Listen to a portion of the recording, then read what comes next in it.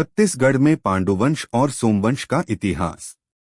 छत्तीसगढ़ का इतिहास विभिन्न राजवंशों से जुड़ा हुआ है, जिनमें पांडुवंश और सोमवंश का विशेष महत्व है। ये दोनों वंश प्राचीन काल में क्षेत्रीय सत्ता के महत्वपूर्ण केंद्र थे और इन्होंने छत्तीसगढ़ के सांस्कृतिक, धार्मिक और राजनीतिक विकास में महत्वपूर्ण योगदान दिया। एक, पांडुवंश का इतिहास। पांडुवंश की उत्पत्ति। शिलालेखों और ताम्रपत्रों में पांडुवंश को चंद्रवंशी क्षत्रिय बताया गया है। अभिलेखों में इस वंश के लिए शशिवंश, सोमवंश, शीतांशुवंश, चंद्रान्वय और शशधरान्वय जैसे नामों का प्रयोग किया गया है। इस वंश की उत्पत्ति और सत्ता स्थापना का श्रेय इंद्रबल को दिया जाता है, जिन्होंने शर्भपुरीय वंश का अंत कर सिरपुर में पांडुवंश की स्थापना की। इस वंश की प्रमुख शाखाएं थीं: मैकल का सोमवंश, ओडिशा का सोमवंश, सिरपुर का पांडुवंश, कांकेर का सोमवंश। 2. पांडुवंश के प्रमुख शासक। 1. उद्यन आदिपुरुष। कालिंजर शिलालेख के अनुसार उद्यन को पांडुवंश का आदिपुरुष माना जाता है। इनके शासनकाल में चित्रांगदपुर, सिरपुर राजधानी थी। 2. इंद्रबल, पांडुवंश का वास्तविक संस्थापक। इंद्रबल पहले शर्भपुरीय शासक सुदेवराज के दूत और सर्वाधिकाधिकारी थे।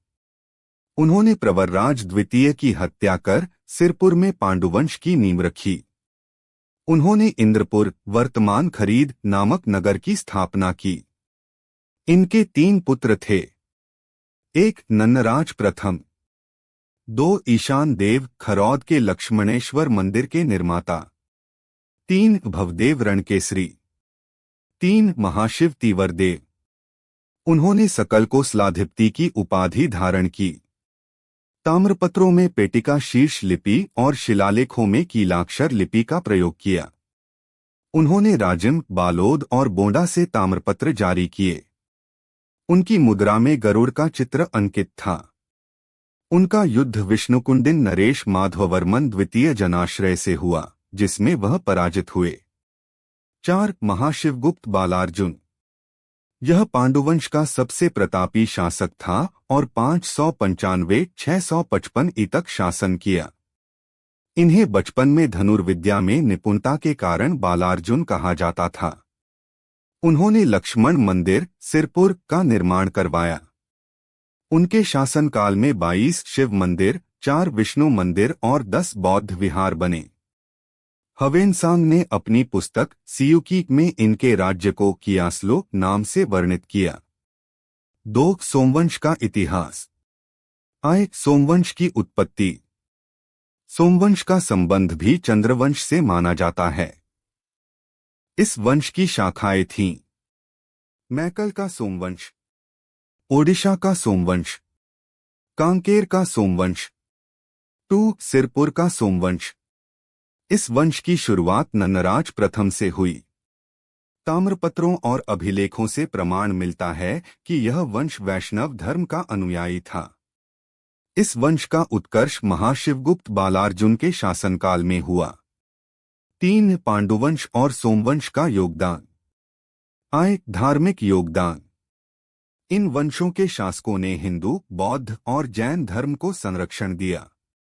लक्ष्मण मंदिर, सिरपुर, गंधेश्वर महादेव मंदिर, बालेश्वर भट्टारक मंदिर और सिद्धेश्वर महादेव मंदिर का निर्माण हुआ। इनके शासनकाल में बौद्ध धर्म का भी विकास हुआ। और स्थापत्य कला। इन वंशों में शासन काल को छत्तीसगढ़ की स्थापत्य कला का स्वर्ण काल कहा जाता है। ये क्वेश्चन पूछा जा चुका है कि छत्तीसगढ़ में स्थापत्य कला का स्वर्ण काल कौन सा है, तो पांडुवंश है। सिरपुर और मल्हार में कई मंदिर और बौद्ध विहार भी बनाए। प्रशासनिक उपलब्धि क्या है? पांडुवंश के शासकों ने सकल कोशाधिपति, परम भागवत, परम वैष्णव, परम महेश्वर जैसी उपाधि धारण की। राजमुद्रा में गरुड़ अंकित किया, जो कि शक्ति और समृद्धि का प्रतीक है। इस पीएससी मेंस में आप ये लिख सकते हैं। पांडुवंश की सांस्कृतिक और धार्मिक योगदान। वैष्णव धर्म के अनुयायी थे ये। परम वैष्णव उपाधि ली। बौद्ध धर्म का संरक्षक थे। सिरपुर में बौद्ध विहार का निर्माण कराया। शैव धर्म कई शिव मंदिरों का निर्माण कराया। ब्राह्मणों को ग्राम दान दिया। अभिलेखों में योग्य पिता का योग्य पुत्र कहा गया। निष्कर्ष, छत्तीसगढ़ में प्राचीन इतिहास में पांडु वंश और सोमवंश का महत्वपूर्ण स्थान है। इन वंशों ने क्षेत्र की संस्कृति, धार्मिक और स्थापत्य कला को समृद्ध किया। विशेष रूप से महाशिवगुप्त बालार्जुन ने के शासनकाल को छत्तीसगढ़ का स्वर्ण काल माना जाता है। ये क्वेश्चन पूछा गया है। इन वंशों की उपलब्धि आज भी सिरपुर, खारोज, राजिम और मल्हार के मंदिर अभिलेखों में देखी जाती है। इम्पोर्टेंट है, मेंस लिखने के लिए आ सकता है। इसमें एक पॉइंट और कवर करना था हमें कि कहाँ कहाँ इनके साक्ष्य मिले हैं,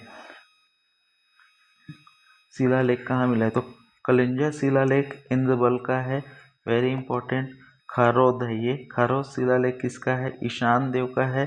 कुआंताल अभिलेख कहाँ किसका है, नन्नाराज प्रथम का है। मंदक अभिलेख किसका है, भावदेव रणकेसरी का है। राजिम शिलालेख किसका है, महाशिव तिवादेव। राजिम शिलालेख और एक मिला था, वो किसका था, विलासतुंग। बालोद शिलालेख किसका है, महाशिव गुप्त बालार्जुन। सिरपुर अभिलेख महाशिव गुप्त बालार्जुन। और अड़भा शिलालेख किसका है, नन्नराज द्वितीय का है। तो इसके साथ ये चैप्टर यहीं पे ख़त्म होता है। पांडु वंश बहुत इंपॉर्टेंट वंश है, 1 से 2 क्वेश्चन इससे पूछे जाते हैं। अगर इसमें से हम CGPSC में आए क्वेश्चन की बात करें तो इसमें से क्या क्या आया चुका है कि उदयन आदि पुरुष कौन है, आदि पुरुष के बारे में पूछा जा चुका है। इंद्रबल के बारे में एक क्वेश्चन पूछा जा चुका है कि छत्तीसगढ़ में पांडु वंश के वास्तविक संस्थापक कौन थे, तो इंद्रबल थे। ये क्वेश्चन पूछा जा चुका है CG व्यापम में। उसके बाद लाख चौर मंदिर, जो लक्ष्मणेश्वर मंदिर होता है खारोद का, उसे लाख चौर मंदिर भी बोला जाता है। लाखा चांवर मंदिर, तो ये याद रखना है। उसके बाद पूछा गया है कि महाशिव तिवादेव द्वारा कौन सी उपाधि ली गई थी, तो सकल कोश अधिपति की उपाधि ली गई थी। कौन सी उपाधि ली गई थी, सकल कोशाधिपति की उपाधि ली गई थी। उसके बाद ये भी पूछा गया है कि महाशिवगुप्त कौन से धर्म के अनुयायी थे, तो ये वैष्णव धर्म के अनुयायी थे, वैष्णव धर्म के अनुयायी थे। इस टाइप से बहुत सारे क्वेश्चन इस चैप्टर से पूछे जा चुके हैं, तो ये कंटिन्यू पढ़िए। इसके बाद हम बचे हुए चैप्टर को करेंगे। यहाँ पे एक यात्री आया था जिसे हेवसिंग बोला जाता है, और ये कब आया था वो भी पूछा जा चुका है। तो ये कब आ चुका है, 6-3-9, 6 में 3 को जोड़िए तो 9 आता है। 639 में हेवसिंग आया है, और इन्होंने अपनी पुस्तक सी यू की में छत्तीसगढ़ को किया सलो कहा है, ये याद रखेंगे।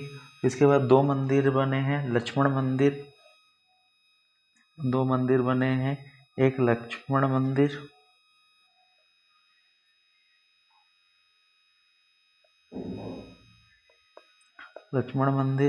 और दूसरा मंदिर है लक्ष्मणेश्वर मंदिर। कंफ्यूज नहीं होंगे, दोनों एक ही वंश द्वारा बनाए गए हैं। मंदिर, इसे ईशानेश्वर मंदिर भी कहा जाता है। ये इसका निर्माण किसने किया है, वाष्टा देवी ने।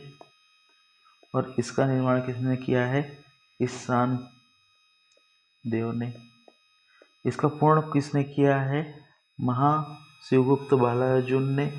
इसकी शैली कौन सी है, नागर शैली है, नागर शैली मेंस में लिखने का काम आ सकता है अंतर में। इसकी कौन सी शैली है? नागर शैली। इसका जीर्णोद्धार किसने किया है? कलचुरी शासक रत्नदेव